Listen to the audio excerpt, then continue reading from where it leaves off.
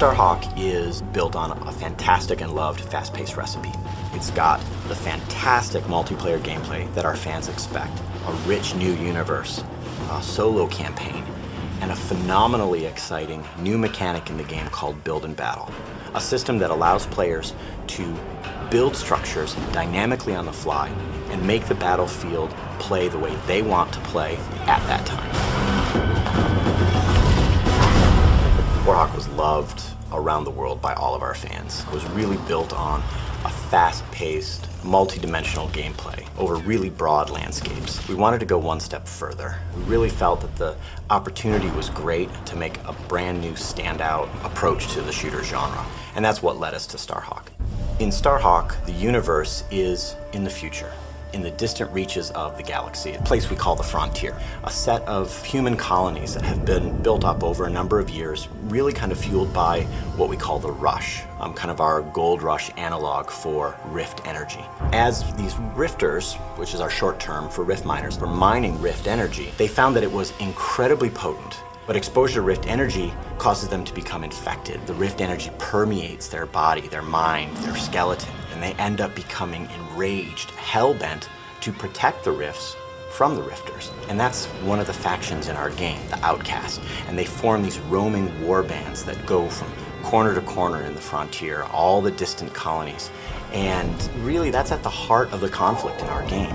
We didn't want it to just be two factions. We wanted there to be a face, a character that in our now included single-player campaign that would really connect with players. That's where our character Emmett Graves comes in. He and his brother, a family operation, had a rift claim out in a distant planet. You know, as is unfortunate and common in the Frontier, an outcast warband rolled in and destroyed their extractor, and the rig exploded.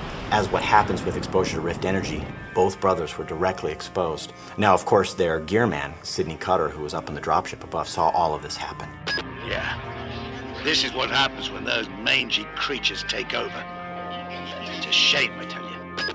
Cutter was able to modify some of his equipment to create this regulator device, and this horrible procedure implanted it directly into Emmett's spine. It's almost a curse. It's incredibly painful for Emmett. And now he bears the mark, the brand of an outcast warrior. And he became outcast himself. And so Emmett ended up being a hired gun, like a gunslinger, protecting claims, going to colonies that were being attacked by outcast warbands. Anybody that comes out here has a plan or a problem.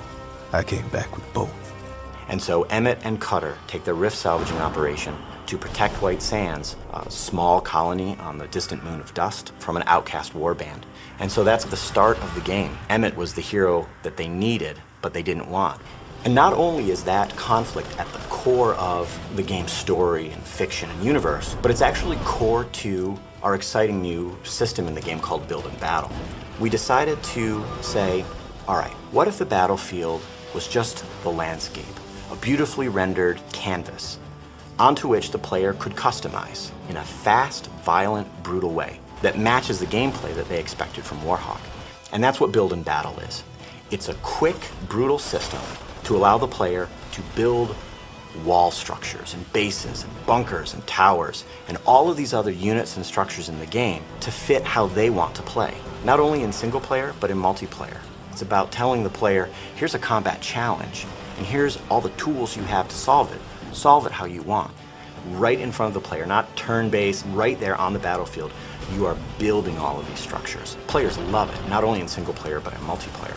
It's as fast-paced and as quick and as brutal as pulling the trigger on a weapon. That's what we wanted. We didn't want players to have to really manage anything. And another fantastic thing about Build and Battle is that all the buildings are destructible. And the firefights evolve from there. Buildings are destroyed, buildings are rebuilt. That freedom, that potential gameplay takes the great multiplayer recipe we had from Warhawk and just extends it. Starhawk is the spiritual successor to Warhawk, but it's the Build and Battle system which really sweetens up the whole game. The team and I are just crazy proud of it. It not only gives you a fantastic, infinitely replayable solo experience, but the changes that it does to the online multiplayer experience is remarkable. And I think players are not going to expect that, but once they get it, they'll want it all the time.